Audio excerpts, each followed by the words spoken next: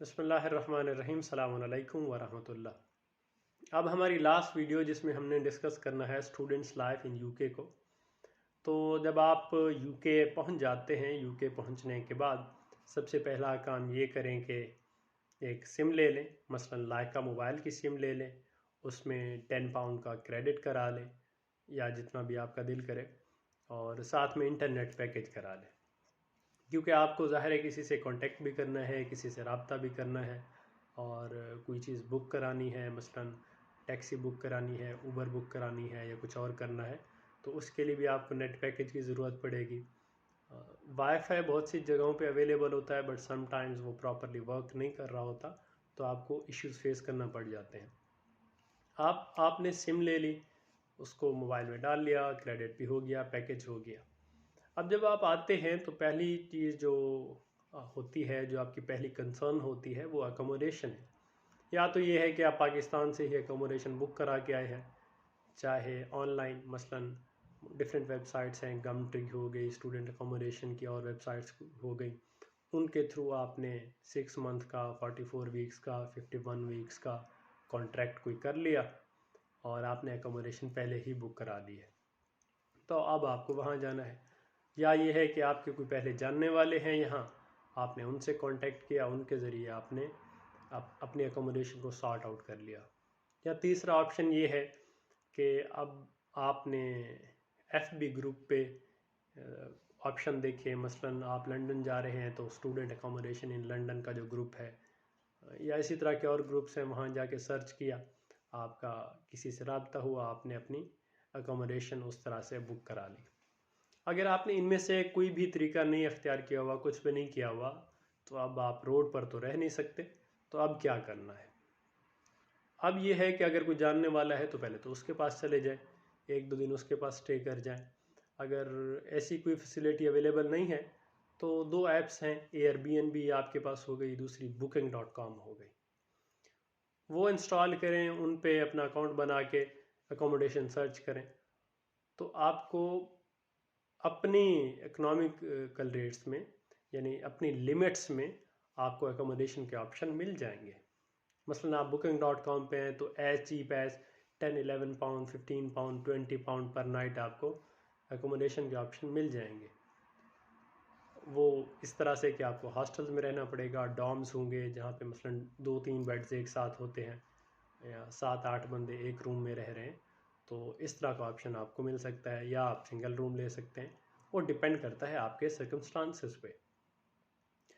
तो इस तरह आपने एकोमोडेशन सॉर्ट आउट करनी है। उसके बाद 2-3 दिन वहाँ रहें, फिर एकोमोडेशन देख लें, कहीं किसी से कांटेक्ट कर लें, तो एकोमोडेशन जब आपकी हो जाए, जब आपको मिल जाए, तो फिर वहाँ मूव कर जाए।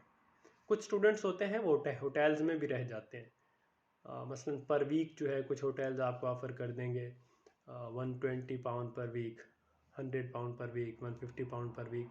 तो आप एक वीक के लिए किसी होटल में स्टे कर जाएं और इस तरह से अपना टाइम स्पेंड कर लें। उसके बाद एकोमोडेशन आपने ज़ाहिर अल्टीमेटली तो फाइंड करनी ही है।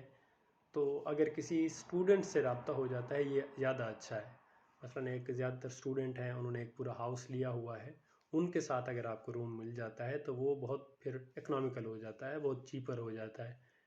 लेकिन अगर आप कॉन्ट्रैक्ट के लिए जाएंगे तो वो आपके लिए बहुत बर्डन हो जाएगा। अगर आपके पास ज़्यादा एक्सपेंसेस नहीं है, हाँ आपके पास ज़्यादा इनकम है, ज़्यादा पैसे हैं, सारी चीज़ें हैं, तो फिर तो कोई इशू नहीं है। ये बात हो गई अकोमोडेशन की। अगली बात है, अब आपने शॉपिंग करनी है।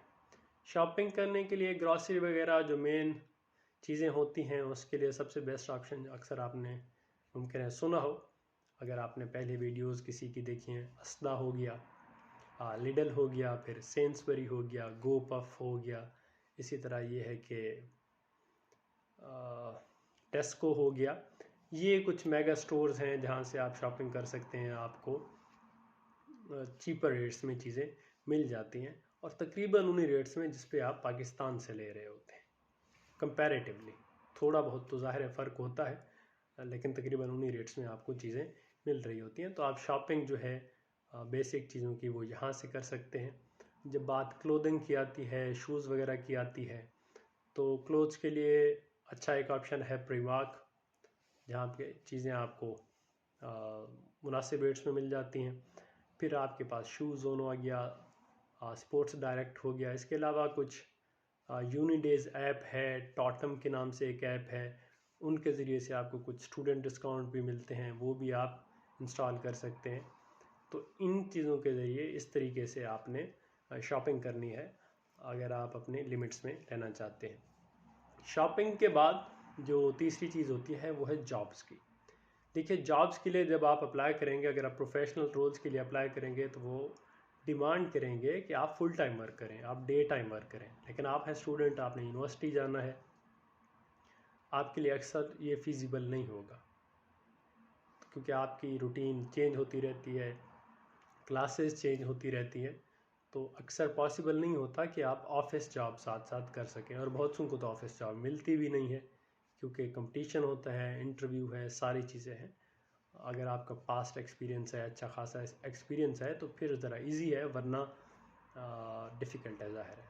तो आपको फिर ऑड जॉब्स ही करनी पड़ती हैं ताकि आपके टाइम टेबल में वो सारी चीज़ें सेट हो जाए। ऑड जॉब्स मसलन आपने टेक अवे पे काम किया, टेक अवे जहाँ पे बर्गर, पिज़्ज़ाज वगैरह ये सारी चीज़ें हैं, या आपने किसी रेस्टोरेंट पे काम कर लिया। टेक अवे या रेस्टोरेंट पे काम करेंगे तो उसका स्टूडेंट्स को जो बेनिफिट हो रहा होता है कि उन्हें अपनी कुकिंग नहीं करनी पड़ती, उस पर ज़्यादा टाइम स्पेंड नहीं करना पड़ता, क्योंकि फ़ूड उनको वहीं से मिल जाती है। और बहुत से स्टूडेंट्स फिर इस वजह से भी इन दो ऑप्शन को प्रेफर करते हैं, क्योंकि अपनी कुकिंग करना और वो सारी चीज़ें करना टाइम कंज्यूमिंग है। और यहाँ पे जो वो बात है कि टाइम इज़ मनी, वो बहुत रेलिवेंट होती है, स्पेशली जब आप स्टडी कर रहे हैं और साथ साथ काम भी कर रहे हैं, आपके पास ज़्यादा टाइम नहीं होता। इसके अलावा ये है कि आप वेयर हाउस जॉब्स के लिए अप्लाई कर सकते हैं, या तो आप पर्सनली एम्प्लॉय करें। अगर पर्सनली एम्प्लॉय करेंगे तो जॉब्स मिलना ज़रा थोड़ा मुश्किल हो जाता है, इंटरव्यू प्रोसेस होगा, सारी चीज़ें होंगी। दूसरा ऑप्शन ये है कि आप एम्प्लॉयमेंट एजेंसीज़ के थ्रू करें। अगर एम्प्लॉयमेंट एजेंसीज़ के थ्रू अप्लाई करें तो ज़्यादा पॉसिबिलिटी है कि आपको ये जॉब मिल जाए, लेकिन जॉब जो मिलेगी वो आपको 20 आवर्स से ज़्यादा नहीं मिलेगी, क्योंकि लीगली आप 20 आवर्स ही कर सकते हैं। लेकिन आपको रेट जो है वो प्रॉपर पे किया जाएगा। मसलन 10 पाउंड है तो वो 10 पाउंड होगा, अगर 9 पाउंड नई रेट है तो वो 9 पाउंड ही मिल रहा होगा।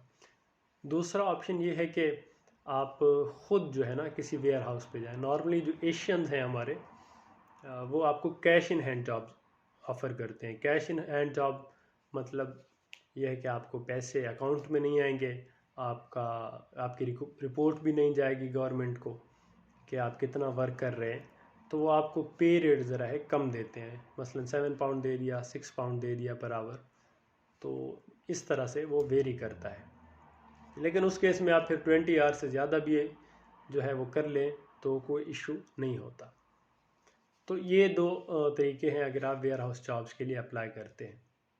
अगली बात जो है, मसलन आप मेगा सिटीज़ में हैं, तो अगर आपकी ट्यूशन स्किल्स, टीचिंग स्किल्स अच्छी हैं, तो आप ट्यूशन सेंटर्स भी ज्वाइन कर सकते हैं और एज अ ट्यूटर भी वर्क कर सकते हैं अगर आप स्टडीज़ में अच्छे हैं। तो एक ऑप्शन ये भी है। इसी तरह फिर एक और जो ऑप्शन स्टूडेंट्स अवेल करते हैं वो है सिक्योरिटी जॉब्स का। और सिक्योरिटी जॉब्स में डोर सुपरवाइज़र का। डोर सुपरवाइज़र की जॉब नॉर्मली नाइट टाइम होती है, आपको ज़्यादा करना कुछ नहीं होता, आपने बैठना है, आपका लैपटॉप अपने पास हो, या आप गेम्स खेल रहे हों या आप स्टडी कर रहे हो, कोई आपको रोकने वाला नहीं है। बस आपने एक जगह बैठना है और चीज़ों की केयर करनी है, ख्याल रखना है। बाकी इसमें कोई आपके सर पर नहीं होता, आप ऐसे हैं जैसे सेल्फ एम्प्लॉयड हैं, और पे रेट भी सही होते हैं। लेकिन नॉर्मली ये नाइट जॉब्स होती हैं और इसके लिए आपको इनिशियली 500 to 600 पाउंड इन्वेस्ट करना पड़ता है लाइसेंस लेने के लिए, और लाइसेंस आते हुए भी आपको 2-3 मंथ्स लग जाते हैं, फिर आप वर्क करना स्टार्ट करते हो। तो ये भी एक आपके पास अच्छा ऑप्शन है। इसके अलावा एक और ऑप्शन है, वो है टेम्परेरी रोल्स का। टेम्परेरी रोल्स के लिए आपके पास दो ऑप्शंस हैं। एक इंडीड फ्लेक्स ऐप है, indeed.com नहीं, इंडीड फ्लेक्स, और दूसरी है स्टिंट के नाम से ऐप। आप ये दो ऐप्स डाउनलोड करें, इन पे ख़ुद को रजिस्टर कराएं। रजिस्टर कराने के बाद आपको टेम्परेरी शिफ्ट्स बुक करने का मौका मिल जाएगा। यानी एक 6 घंटे की शिफ्ट है आपके करीब, या मसलन आप बर्मिंघम में रह रहे हैं लेकिन लंदन में जाते हैं, लंदन में आपको कोई शिफ्ट मिल जाती है, आप फ़ौरन वो बुक करा के वर्क कर लेते हैं, ये ऑप्शन भी आपके पास होते हैं।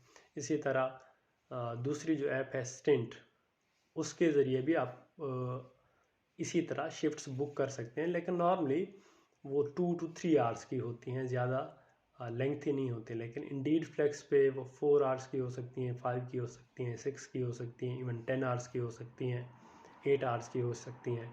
और आपको रेट भी है वो नॉर्मली 10 पाउंड या इससे ज़्यादा मिल रहा होता है, और वो रेट शो हो रहा होता है। तो आप के लिए फिजिबल रह जाता है कि जब आप अवेलेबल हैं अपनी आप शिफ्ट बुक कराएं और काम के लिए चले जाएं। तो ये हैं टेम्परेरी रोल्स, और दूसरे वो परमानेंट रोल्स हैं। उन सब की बात कर ली। जो लास्ट बात रहती है वो है कि आपने फ़ी पे करनी है। फ़ी पे करने के लिए आपके पास जो ऑप्शन है वो एक इंस्टॉलमेंट का ऑप्शन होता है। वैसे तो आप जो ही यूके में आते हैं आपको 1-2 मंथ्स बाद ही कहा जाएगा आप जो आउटस्टैंडिंग फ़ी है वो सारी पे करें। तो आप यूनिवर्सिटी से रिक्वेस्ट करें कि मैं एक साथ इतनी पे नहीं कर सकता, मुझे इंस्टॉलमेंट प्लान दें। आप फिर ख़ुद एक एडवाइस करें, ख़ुद रेकमेंड करें, या ख़ुद बताएं कि मैं इस प्लान के तहत पे करना चाहता हूँ। फॉर एग्ज़ाम्पल 5 इंस्टॉलमेंट्स चाहिए मुझे, 6 चाहिए। तो अगर वो आपकी एक्सेप्ट कर लें तो आप 5-6 इंस्टॉलमेंट में, 7 में, और समटाइम्स इवन 8 इंस्टॉलमेंट्स में भी आउटस्टैंडिंग फ़ी जो है वो पे कर सकते हैं। तो इस तरह से आपने जो है वो फ़ी पे करनी है ताकि एक साथ आप पे बर्डन ना आए। फिर ये है कि अगर आप फुल टाइम वर्क करते हैं तो आपके लिए तो फ़ी पे करना ज़रा आसान हो जाता है, लेकिन फिर स्टडीज़ का नुकसान होता है। और अगर आप थोड़ा कम वर्क करते हैं तो बाज़ औक़ात ये होता है कि आप अपनी सारी फ़ी पे नहीं कर सकते। तो इन सारी चीज़ों को आपने ज़हन में रखना है कि ऐसा टाइम भी आ सकता है, डिफ़िकल्टी भी आ सकती है जहाँ आपको पीछे पेरेंट्स की सपोर्ट की ज़रूरत हो, क्योंकि आपकी एक प्रायोरिटी स्टडीज़ भी है। आप अगर सिर्फ यूनिवर्सिटी को 10-12 हज़ार, 13 हज़ार, 14 हज़ार पाउंड पे कर दें और उसके बदले रीगेन कुछ भी नहीं कर रहे, तो उसका इतना फ़ायदा तो नहीं है। बट स्टिल हर एक की अपनी सिचुएशन है, सर्कमस्टांसेस हैं, वो अकॉर्डिंगली ख़ुद प्लान कर सकते हैं अपने लिए और अपने लिए बेहतर सोच सकते हैं। तो ये बात हो गई फ़ी पे करने की। फिर जब आपकी डिग्री ख़त्म हो गई, आपका कोर्स ख़त्म हो गया, उसके बाद ये है कि आप PSW के लिए अप्लाई कर सकते हैं। ये बात हो रही है व्हाट नेक्स्ट, फ्यूचर प्रॉस्पेक्ट्स की। आपको 2 साल का PSW, post study work visa, या इसे ग्रेजुएट वीज़ा भी कहते हैं, ये मिल सकता है। पहले ये ऑफ़र नहीं हो रहा था, अब ये है कि जब आप बैचलर डिग्री करें, मास्टर्स डिग्री करें, या ये है कि आप PhD करें, तो आपको पोस्ट स्टडी वर्क वीज़ा मिल जाता है। यानी आपको 2 ईयर्स का टाइम मिल जाता है, उसमें आप जो भी जॉब करें, आप अपना बिज़नेस स्टार्ट करना चाहते हैं करें, कोई भी बिज़नेस, मसलन इवन बार्बर का भी एक बिज़नेस है। आप एक बार्बर की शॉप खोलते हैं, सिर्फ एग्जांपल दे रहा हूँ, वो भी एक बिज़नेस है। आप कोई भी चीज़ स्टार्ट करते हैं, मसलन टेक अवे स्टार्ट कर लिया, कोई रेस्टोरेंट खोल लिया, या जो भी, अगर आपका बिज़नेस है और आपकी एनुअल इनकम 25,000 प्लस है, तो आपको, यानी आप टैक्स पे कर रहे हैं, तो आपके लिए इजी हो जाता है कि आप उसके बाद 5 ईयर वीज़ा के लिए अप्लाई करें, 5 ईयर वीज़ा की एक्सटेंशन के लिए अप्लाई करें। वो 5 ईयर वीज़ा आपको एक तरह से वर्क वीज़ा मिल जाता है। तो अगर आप 5 साल वो अपना बैलेंस वगैरह सारी चीज़ें मेंटेन करते हैं तो उसके बाद आप इंडेफिनेट हो जाते हैं। जब आप 5 साल वर्क वीज़ा पे स्टे कर जाएं तो उसके बाद आप इंडेफिनेट हो जाते हैं, यानी अब आपको वो यूके से नहीं निकाल सकते, बट आपको सर्टेन कंडीशंस हैं जो सारी हैं वो फुलफ़िल करना पड़ेंगी। तो और दूसरा ऑप्शन है आपका, अगर आप मसलन शादी कर लेते हैं तो एक स्पाउस वीज़ा पे आप रह जाएं, इस तरह भी आप इंडेफिनेट हो सकते हैं। तीसरा ऑप्शन ये है कि मसलन आप यहाँ पे FSC के बाद आपने पहले फाउंडेशन ईयर किया 1 साल का, उसके बाद 3 साल का बैचलर्स किया, 3 साल के बैचलर्स के बाद फिर मास्टर्स किया, फिर PhD कर ली, उसके बाद पोस्ट स्टडी वर्क वीज़ा पे रह गए, और आपने 10 साल किसी तरह भी लीगली यहाँ स्पेंड कर लिए, तो उसके बाद भी आप इंडेफिनेट हो जाते हैं। इंडेफिनेट होने के बाद चाहे वो स्पाइस वीज़ा पे इंडेफिनेट हूँ या फिर 10 ईयर स्टे की वजह से इंडेफिनिट हूँ, या आप वर्क वीज़ा की वजह से इंडेफिनिट हो जाएं, तो उसके बाद आपको life in UK test pass करना पड़ता है। वो टेस्ट पास करने के बाद आप सिटीज़नशिप के लिए अप्लाई कर सकते हैं। जब आप फिर ऑफ़र आ जाए तो आप एक सेरेमनी अटेंड करेंगे और वहाँ पे आपको सिटीज़नशिप मिल जाएगी। तो सेटलमेंट के ऑप्शन जो हैं वो यूके में वो ये 3 तरह के हैं, इसके अलावा और कोई ऑप्शन नहीं है। यानी या बिज़नेस करें अपना, या कोई जॉब ढूंढ लें जिसमें आप टैक्स पेयर बन जाए, या फिर यह है कि आप यहाँ पे शादी कर लें, या यह है कि किसी तरह लीगली 10 साल यहाँ रह जाएं, तो उसके बाद आप यहाँ स्टे कर सकते हैं, इंडेफिनिट हो जाते हैं और सेटलमेंट भी पॉसिबल है। उम्मीद है इन सारी वीडियोस से आपकी जो कंसर्न थी, आपके जो क्वेश्चंस थे, आपकी जो क्यूरीज थी, उनका जवाब मिल गया होगा। बट स्टिल अगर किसी का कोई क्वेश्चन हो, स्पेसिफिक क्वेश्चन हो, किसी ने कोई बात पूछनी हो, they can still get in touch and I'll be happy to respond. Thank you so much.